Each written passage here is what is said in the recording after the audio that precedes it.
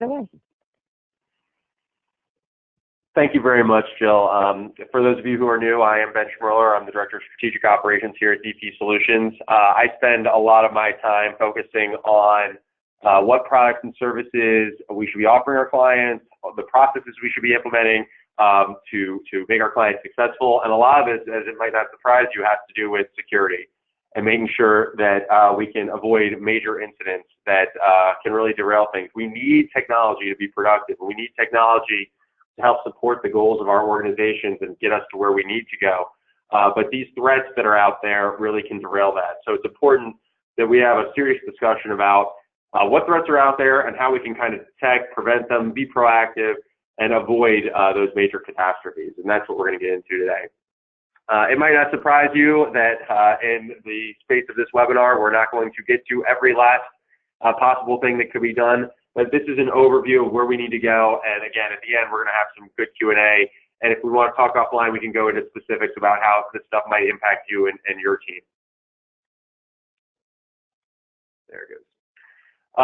So here's a little quick intro. So the thing we wrote here, a big part of a good risk management process is implementing the right technology framework, including processes to reinforce the organization's overall goals.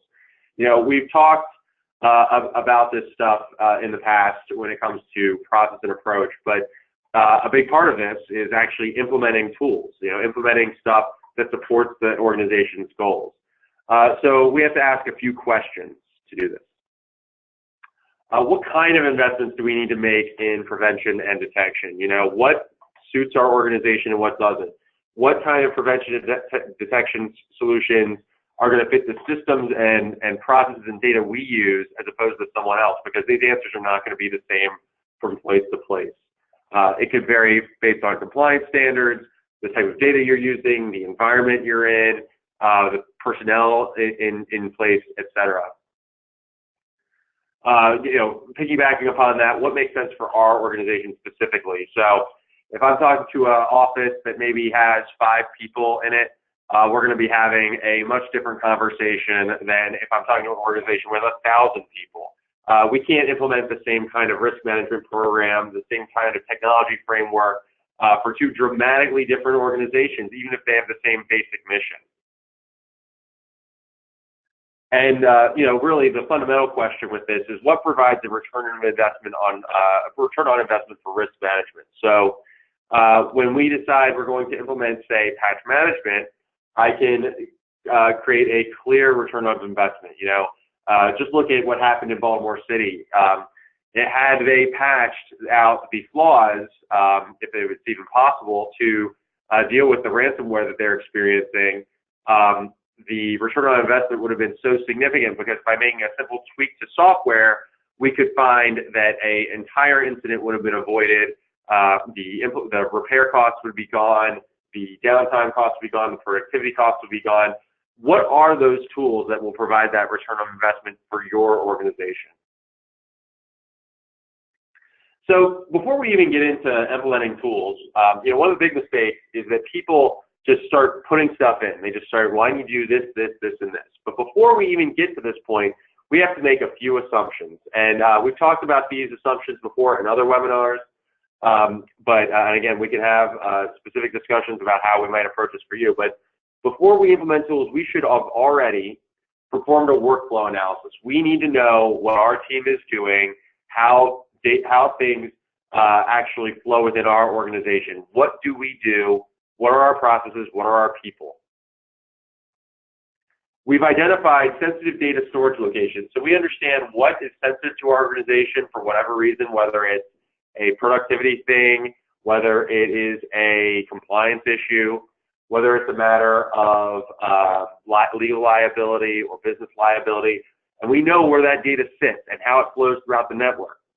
We know that these people touch it, these people don't. These are the third parties we share it with. And these are the methods in which we do these sort of transmissions. We have to do that, otherwise we don't know what we're trying to protect and where. I spoke to this a little bit further. So we have to understand the flow of data throughout our workflow. So let's talk about a medical office, for example. In a medical office, patient data starts at reception, and it goes through to nurses and doctors, back to perhaps someone at a pharmacy, and so on and so forth. And we need to understand every point in which that sensitive data, that patient information is touched. And if we don't understand that, then we can't possibly secure that data. On top of it, we've analyzed and implemented proper management policies as it pertains to end users. So we're doing the important things that we have to do kind of from an HR-ish perspective, things like educating our staff as to what our liabilities are and what our sensitive data is. We're creating rules in which people operate within the system. So we're creating acceptable use policies that say, these are the things you can do with your computer, these are the things you can do with your data, and these are the things you can't do with your data. We are training people about phishing and the threats out there for fraud, et cetera. We're putting in things to make our people prepared to deal with these threats out there, not just relying on technology. If we're not dealing with the people too, then the tools are only going to take us so far. That's a really important thing in my view. Excuse me, I have a little cough today. So our agenda today is sort of simple. There's a very significant depth to the marketplace, and it probably won't surprise you that there are, I don't know, thousands of products designed to detect and prevent threats that exist in technology. And it probably also won't surprise you that A, everybody needs some of this stuff, and B, some need more of it than others. So I alluded to this earlier. We're in the Baltimore area, and it wouldn't surprise you probably that, say, Lockheed Martin, a big contractor of the federal government, has to do very significant things to deal with risk management in order to operate. That is much different than what perhaps a small retailer might have to do. The risks are way different. The systems are way different. So what we're going to do today is we're going to walk through different, what I call tiers of detection and prevention. Maybe that's not the best word. And as it pertains to threats and risks with your technology, we're basically going to say, here are some basic things that really everyone needs to think about. If you're not doing, we really need to hustle and get moving on it right now. And then here are some more sophisticated, out-of-the-box stuff, things that perhaps are only going to be implemented in certain environments with specific needs and that can justify it with a return on investment. And of course, when all this is said and done, we're going to do questions and answers. So if you want to get out specific things that you're concerned about, different detection, prevention things, threats that you're concerned with, we can talk about that too as well. So the very basic thing that everybody should really do is have well-configured systems. Poorly configured systems lead to potential breaches. And so here's a few basic things that I think are necessary. Account lockouts. I mean, this is critical. If you think about things like, for example, Microsoft Office 365, where if you go to the portal, portal.office.com, and you want to log in and pretend you're Ben Schmerler and you're getting into your email, what's to stop somebody from guessing infinitely at what my password is until they break into my account using probably a program or a machine to try and to brute force that stuff? And the answer is account lockout, saying, hey, after a certain amount of failures, you're locked out, and an administrator needs to let you back into your account, or we're forcing a password change or something like that. This is absolutely critical because a lot of these attacks are really a numbers game. It's how much time do I need as a bad guy to invest in breaking something before I break it. We need to be able to lock out accounts so that if an account is really threatened, it goes into its little panic room, if you will. Individual logins. So I've been working in the industry since 2005, and there are still places where accounts that have access to very sensitive information are shared among multiple people, which is a very dangerous thing. We can't detect things, we can't remediate, or really follow up if we can't trace accounts back to individual users. Let's say we have a breach on an account and data is sent out, and 5 different people log into that account, and they all use the same username and password to get into that account. I have no idea who to hold accountable. I have no idea where they might have created the offense. I have no idea if they did it intentionally or unintentionally. And there's really a huge challenge here. So when we have a sensitive data location or a sensitive system, that system deserves a unique login for the user using it. Otherwise, we have no way to track and manage their risks, and then, of course, hold them accountable if they do something they're not supposed to do. Rights management. So, excuse me. If users have too much power, like, for example, an end user who works as a secretary, if they have rights to the entire HR folder and everybody's social security numbers, then if somebody takes over that account, then they have access to more than they should. And one good risk management thing we can do in order to detect and prevent major incidents, especially with data breaches, is limit people's rights to the things they need and the things they need alone. HIPAA in the medical space calls this the minimum necessary standard, which is to say that people should really only have access and rights to the data that they need to operate and nothing further. I'm the Director of Strategic Operations here at DP Solutions, and there's information that I am not entitled to and I should not have access to. If my account is compromised, we want that breach, that liability to be as limited as possible, but we can only do that if we limit rights. Furthermore, let's say we have too many admins on the system, period. We go into an environment, and an environment of 20 users, we have 10 system admins. Those are 10 accounts that are all the keys to my network. We've just made the keys to our house 10 times. And now people, now all of those accounts, it only takes one of them to be compromised to create a major incident. It only takes one weak password. It only takes one user making a mistake to create a data breach. Our risks go up dramatically when we have too many rights for too many users. So it's super important that we control rights management. Another issue with rights management is processes. You know, there are things that run in the background. When we say that the antivirus scan runs at a specific time or that the patch management runs at a specific time, and someone with too many rights can go and just blow that up because they have the rights to stop that process in its tracks, there's a significant limitation on what we can do to manage risk. If people shouldn't be able to stop these processes from running, they should not have the rights to be able to stop these processes from running. I believe certainly in user trust that we should allow people we should trust people with the systems we give them. But at the same time, if someone has no valuable reason to have a function, then they shouldn't have that function. There are also basics that are, which I would call tools. You know, these are things that are less related to configuration and more related to actual products that you need to implement.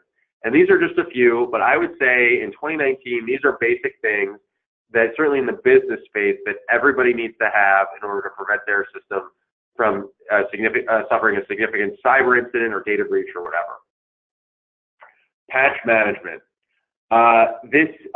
When you read about ransomware reports, whether it's the incident in Baltimore City or WannaCry, or probably the breach that we're going to hear about after January when Windows 7 goes end of life and Server 2008 goes end of life and unpatched systems exist, patch management is a huge thing to address that.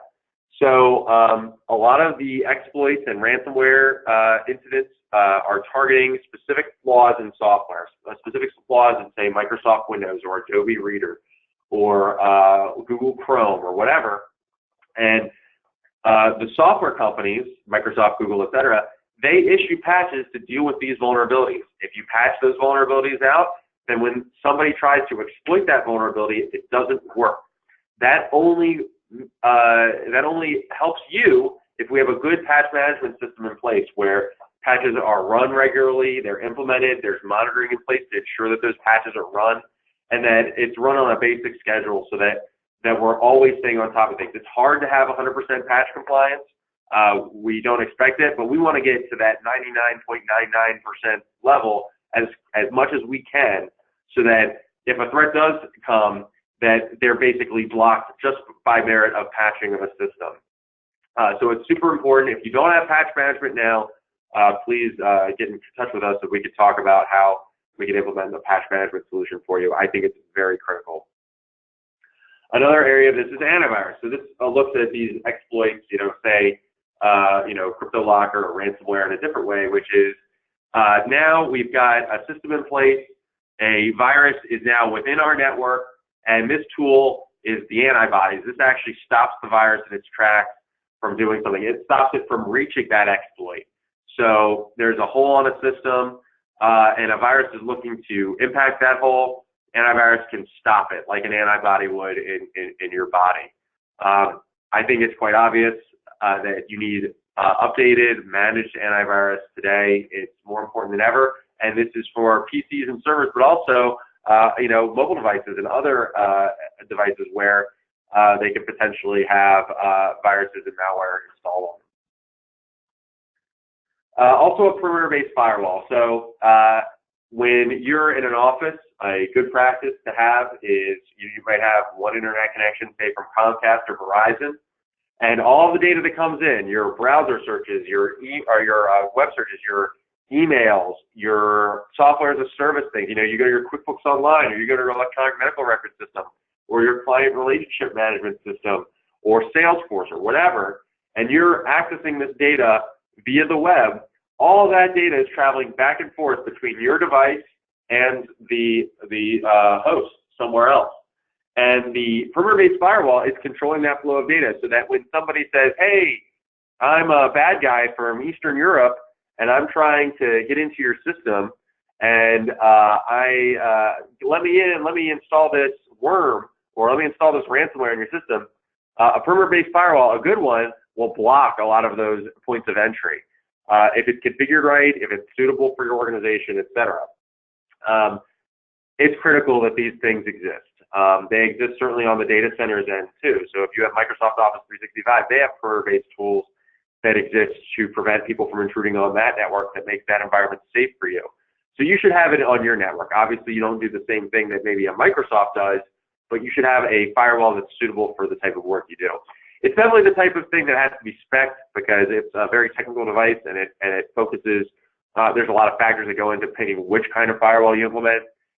You don't want to get the one that's off the shelf for $79 at Best Buy. You want to get one that's suitable for your organization's needs based on bandwidth, ports, services that you have installed, servers, etc., all those things. So we can help you identify that. The next step for tools, and now these are tools that tend to address more specific risks and may be more or less applicable to your environment based on a variety of reasons, maybe function, maybe risks, etc. This is kind of a big category, web filtering and tracking. So there are a lot of different ways to control the flow of web traffic, but the idea is that if we can avoid malicious sites and destinations on the web from various levels of connection, that's ideal.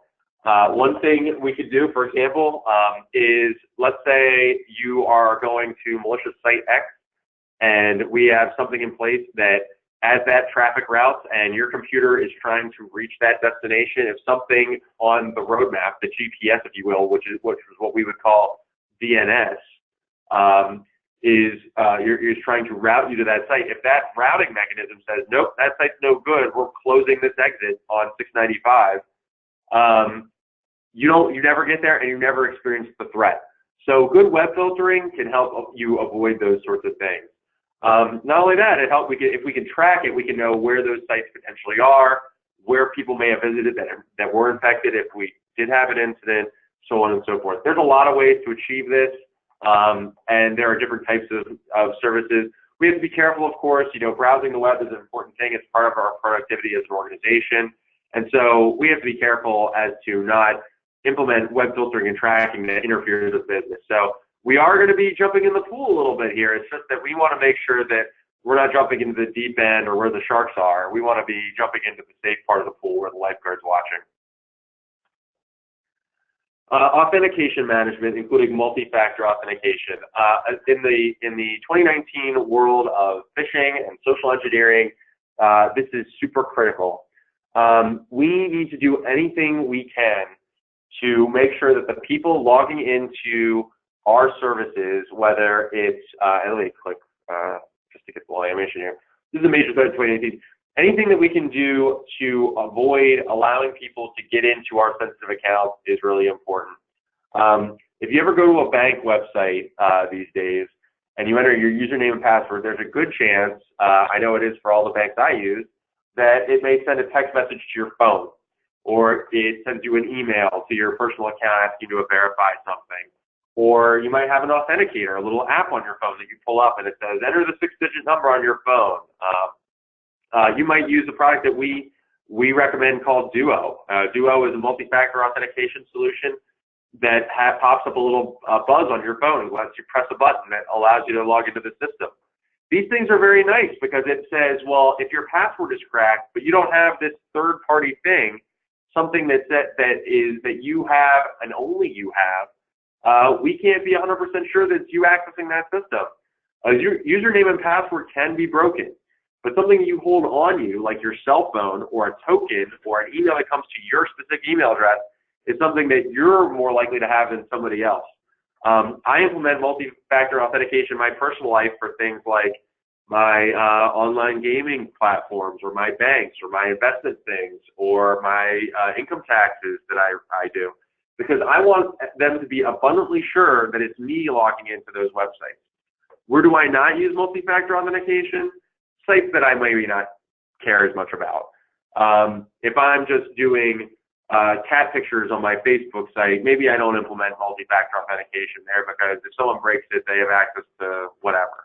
But if you care about the account and you want to make sure for sure that you are the only person accessing it, I would really look into multi-factor authentication. And if you have a system in place where you want to be sure that you're the only people accessing it, implementing multi-factor authentication is really not as difficult as it used to be, and I would highly recommend it.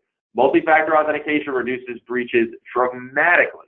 And as people really crack these passwords, as phishing continues to become more and more of a threat, it's something I couldn't recommend enough.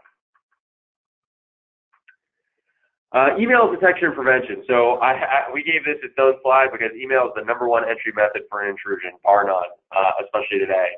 I think if you're not focusing on what you can do to prevent malicious emails from being used as an attack vector for your organization, you're really making a big mistake. The first is spam filtering. Well, duh. I mean, of course, everybody needs a spam filter. A lot of bad emails you never see because a spam filter scrubs them out.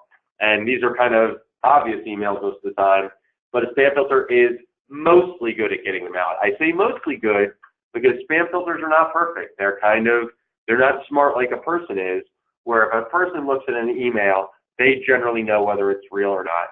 A spam filter does its best based on scoring systems to filter something in or out. So we put them in, but we don't expect them to be 100% perfect. So we still need awareness, which is why I've been recommending more and more people do phishing and security awareness training internally.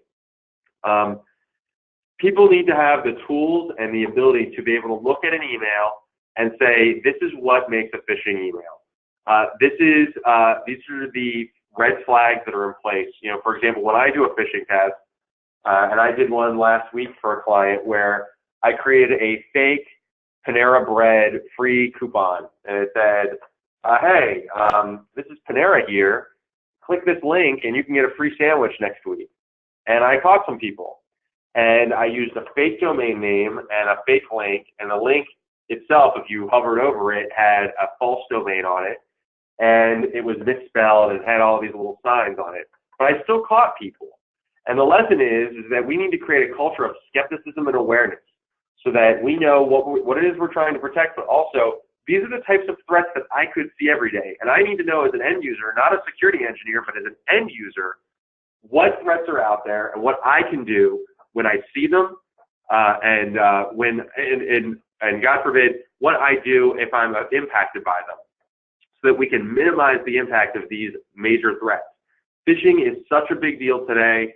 Phishing is more of a crime of fraud than it is of hacking. And as such, it's a lot harder to prevent with technology tools. So it's really important we really level up our staff so that they're aware of what's out there. Authentication. So I talked about this a little bit already, but once an account is compromised, more social engineering is likely to occur.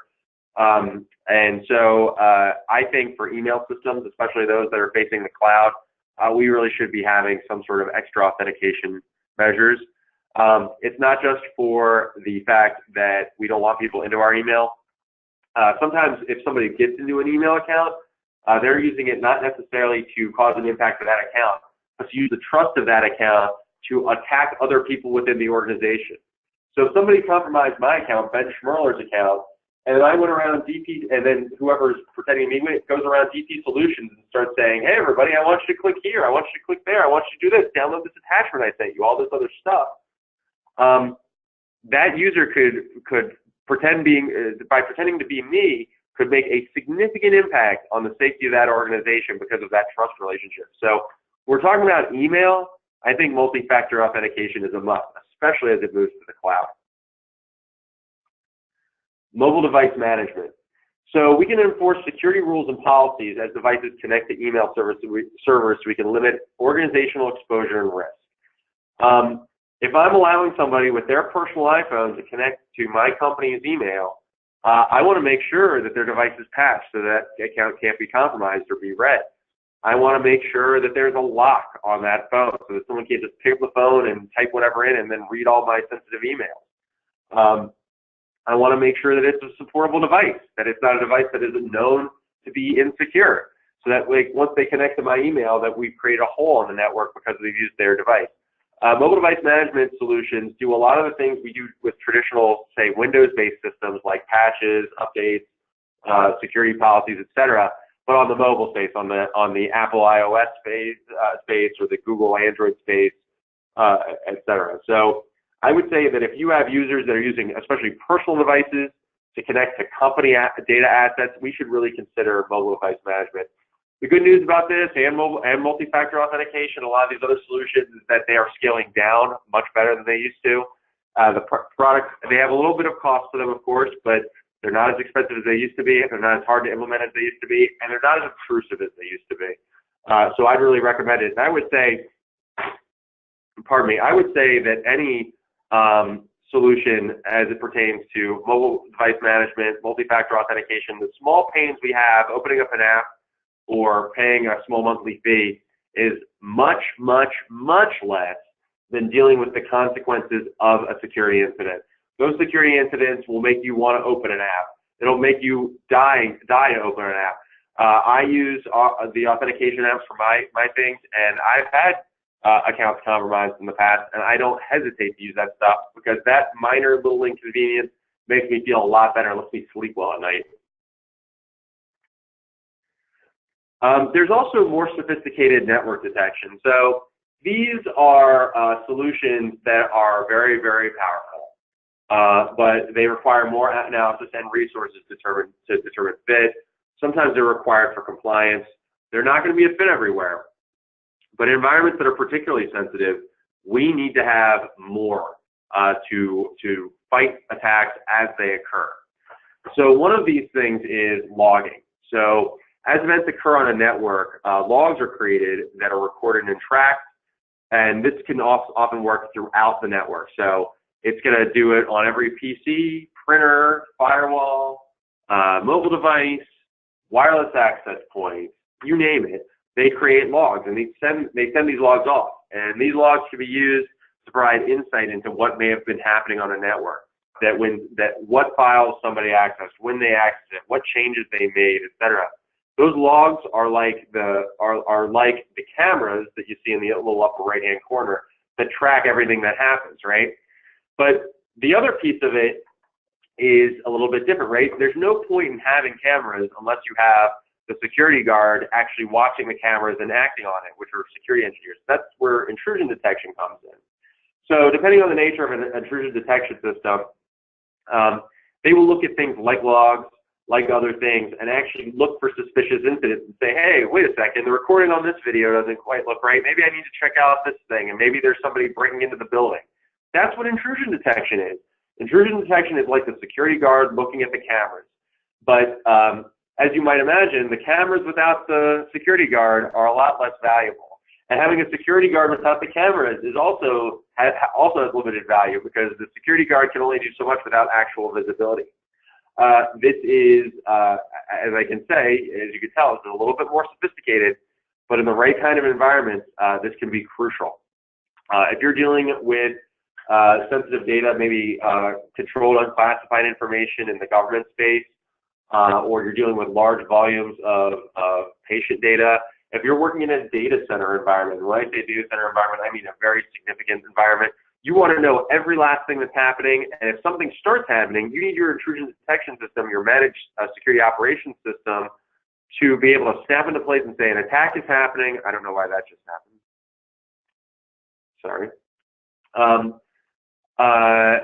You need something to come in place and say, hey, something is happening. We need to take action now before the consequences get too severe. The Target breach that happened several years ago over the holidays, where hackers were skimming credit card data for weeks off of the system.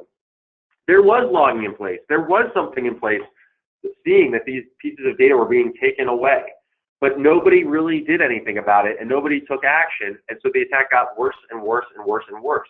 If Target had the right system of people and tools in place, they would have been able to respond to this much quicker, suffer way less significant impact, and the outcome would have been so much better. They wouldn't have had to deal with the negative publicity and the fines and other things that happened as a result. But it takes real processes and tools. Here's a few other interesting things that I wanted to identify. So one new thing is hardware authentication. So it's limiting access to specific devices. If I know that my 50 PCs are these 50 PCs with these 50 MAC addresses, and these are the only PCs I want to have access to these pieces of data, I can limit that. So in addition to a username and password, make sure the person is who they are and that the multi-factor authentication does it. We can also say, we're limiting these pieces of hardware. Oh, you're using an Apple device? Well, guess what? That device isn't allowed on our network. We don't trust you. You're not allowed in. That's a really cool thing. There's also user behavior analysis tools. This kind of goes along with, I think, a lot of the intrusion detection stuff. So user behavior analysis looks at what's happening on a system and says, well, how do people usually operate? What's a new normal profile for Ben Schmirler? What does he normally do every day? And then when I start doing weird stuff, things that are not in my profile, in my user profile, it can take action against that unusual login behavior and say, you know what?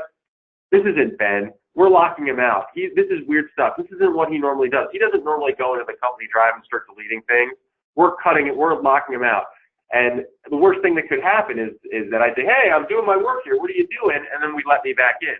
But this says, let's be careful and let's isolate and quarantine this issue first and make sure it's okay, because we don't think that this is the user that the system might think it is.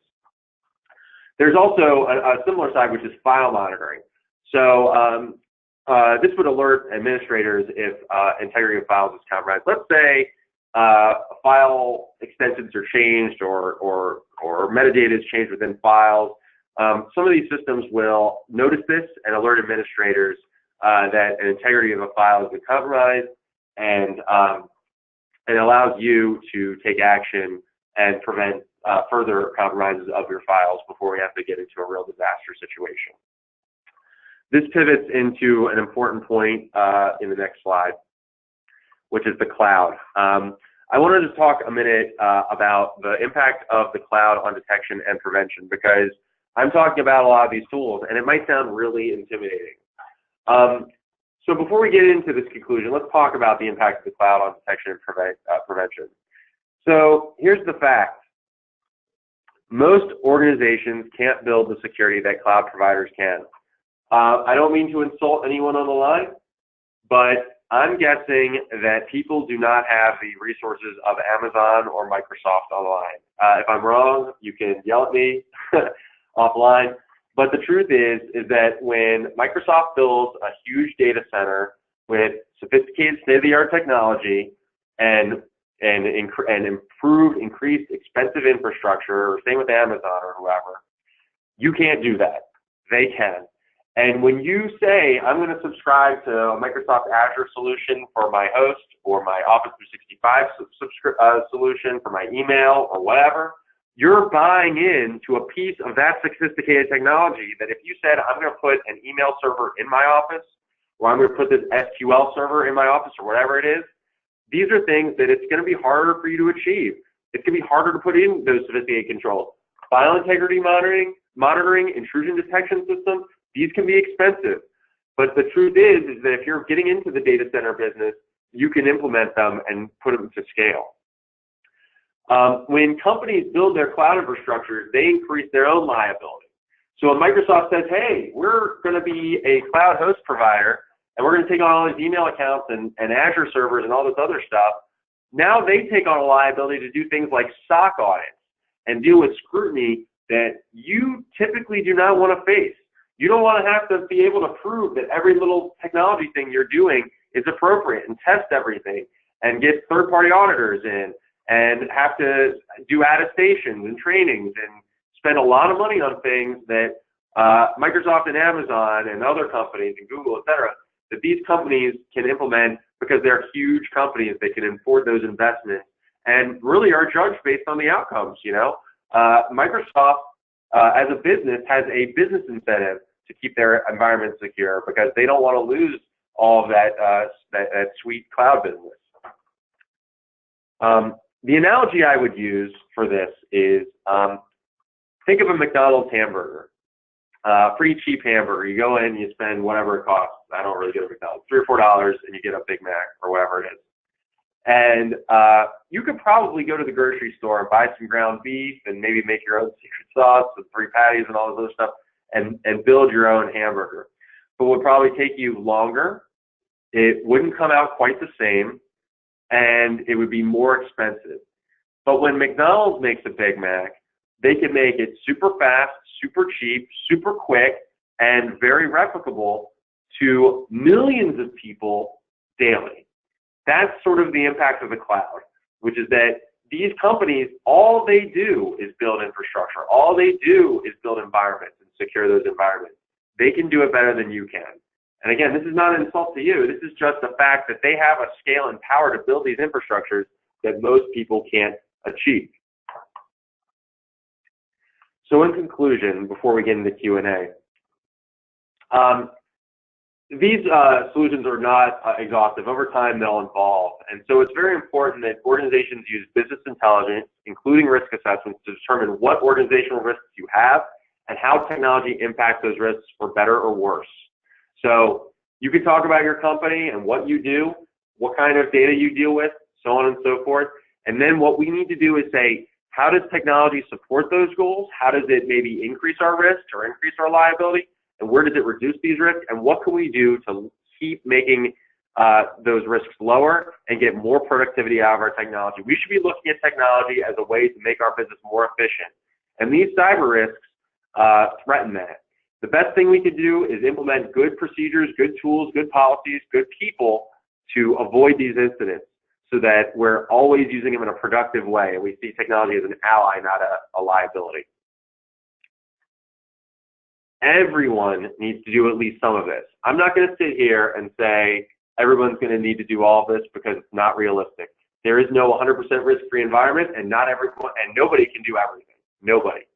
But I can guarantee that if you bury your head in the sand and avoid proactivity, when we face with consequences from a cyber attack, I guarantee it. This is not theoretical. Well, maybe if you don't do patch management, you'll face ransomware. I think if you're not managing your patches, you will face ransomware. I don't think there is any doubt anymore. The key here is really identifying a proper approach that strikes a balance and provides return on investment. We go through a risk assessment process. We pick the tools and products that address the risks best within our budget, within our organization, within something that we can stomach and afford and sleep well with, and then let the chips fall where they may. But the important thing is that we demonstrate due diligence and that we identify things that really provide a return on investment on risk. Not everyone's going to do an intrusion protection system, but a patch management system provides clear return on investment, and everybody should be doing it. And again, I talked to this in the previous slide. Using the scale of the cloud can really help focus and streamline your security management. So if we decide as an organization that we have these 5 servers in our office and we have cloud solutions that are secure, that we allow us to throw all these solutions into the cloud and host it, now our security conversation changes. Our security conversation now focuses on what tools do we need to protect the endpoint devices that we're using day to day? What training do our people need to get? How can we make the transmission from our device to that device in the cloud secure? How do we secure our mobile devices? How do we train our people? Those sorts of things. these are easier questions to manage and maintain and deal with than how do we maintain 3 cages in a data center and secure all this stuff, and what encryption tools do we need, and what kind of VPN software should we be using, et cetera. We want to make these solutions a little bit simpler so you guys can focus on managing people and processes as opposed to technology. And so the cloud can really be helpful often, and I think for most of our clients it's a good option. And with that, I'm going to open it up for questions. Very much appreciate everybody joining online, and I am eager to answer whatever you got. Okay, great. Thanks, Ben. Like I said in the beginning, if you have any questions, there's a question box that you can use to type them out, and we will have them answered. Alternatively, if you want to hit the raise your hand button, I will unmute you, and you can ask them your question directly. Okay. So it looks like we have our first question coming in. Ben, what is a phishing test, and are there any risks in doing one? Okay, so a phishing test is a fake email, is what I call it. So, you know, a phishing test is obviously an illegitimate email, someone pretending to be someone else. And they're trying to get an end user to click something or respond to something or send something or whatever that they wouldn't do if they knew what the consequences of that action were. A phishing test tries to replicate this. And when I do a phishing test, what I do is I try and create a profile of the company. I try to think like a fisher would, which is to say, I want to know what industry you're in. I want to know what kind of data you use, what kind of people you have, what your interests might be, what time of year it might be, and that stuff. And I'll send an email that reflects those sorts of biases that I know of you. And so, for example, I knew a client that recently had a Office 365 concern, and so the item I sent them was a fake Microsoft email saying, oh, someone logged into your account, click here to learn more, which is something Microsoft never sends, and my email, the fake email I had many issues with it. And when someone clicked on it, they ended up on a landing page, and it says, hey, you failed this phishing test. Here are the clues that you could find to know that this was a phishing test and not legitimate. And so to Jill's question, to the question Jill gave, which was, does it impact anything? No, it's harmless. It's an educational thing. We should be looking at this as an opportunity to educate, not punish, and say, hey, this is something that happened. This is an exercise we're taking, and these are the things that you should be aware of in the future. And what we find over time is that the more we do this, the more people get skeptical with the emails that come in. The click rates start to drop, and people start identifying real phishing scams a lot more. They communicate with their colleagues more about when a phishing attack comes in. And it makes me very pleased when somebody sends me an email and they say, Ben, what's going on? We're getting this phishing attack. What can we do? We've got 3 people who got it. And I could say, relax, that was a test. I sent it. That means they responded to my test the right way. They saw it, they took urgency, they communicated with their colleagues, and they're preventing themselves from getting infected. Instead of, say, clicking the email, getting ransomware across their entire network and being down for a week and maybe losing data, which it can be astronomically expensive.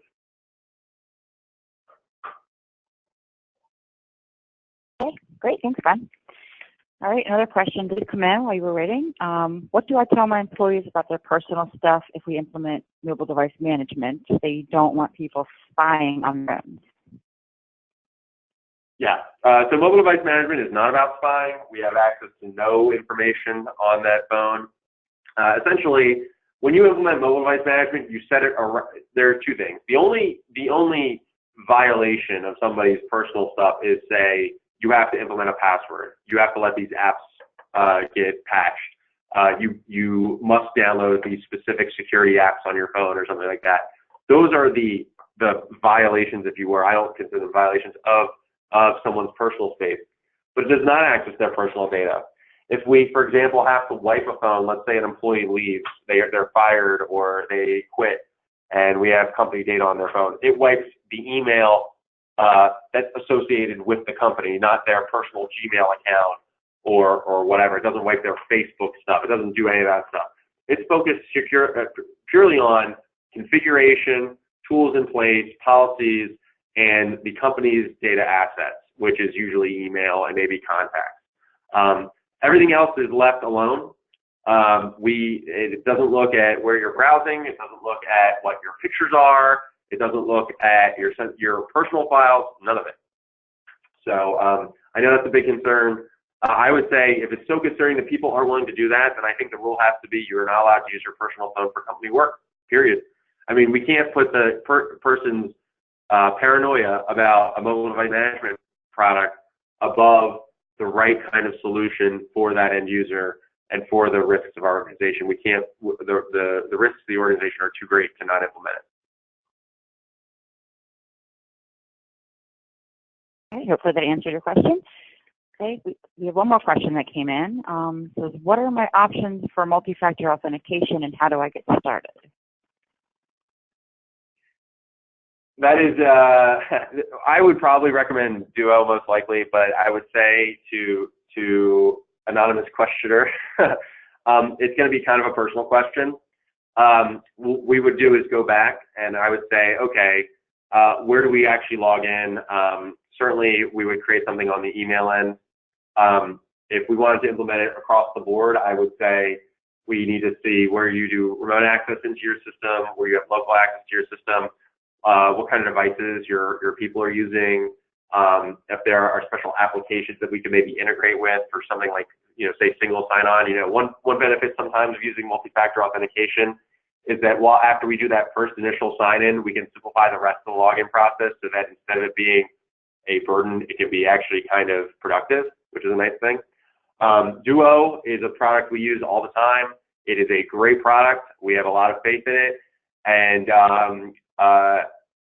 that's probably what we would use. I don't want to say definitively because it is a design and engineering thing. So my advice is after this, please follow up with me or follow up if you have a client strategy advisor or an account manager. Please follow up with them as well. And we will have a real discussion about what this means to you and how we can do it, because I'd really like to get started on that. Okay, excellent. Doesn't look like there's any more questions that come in, so if you want to wrap up, looks like we're good to wrap things up. All right, great. Well, thanks everybody for joining us. My email address is below, bschmerler@dpsolutions.com. I also share a lot of stuff on our blogs, on our website. I share stuff on LinkedIn if you want to look me up on there and read some of I share articles and comments on them. For example, I shared one on Android and these bad apps in the marketplace right now. We also do our security tips, so make sure if you're not getting our security tips weekly that you're set up for that. You can follow up with us on that. Thanks everybody for joining us. We'll be doing another webinar, as always, at the end of July. I don't think we've set up something specifically, but we'll be sending out follow-ups with blurbs about what it's going to go over. If there's any topics that you'd like us to talk about in the future, please contact us. We're more than welcome to suggestions on that. And if that's it, I think that's the rest. Thanks, everybody. I appreciate you all joining us, and I hope you have a great and safe day. All right, thanks everybody, and the copy of the webinar will be available on our website first thing tomorrow. Thank you. Bye-bye.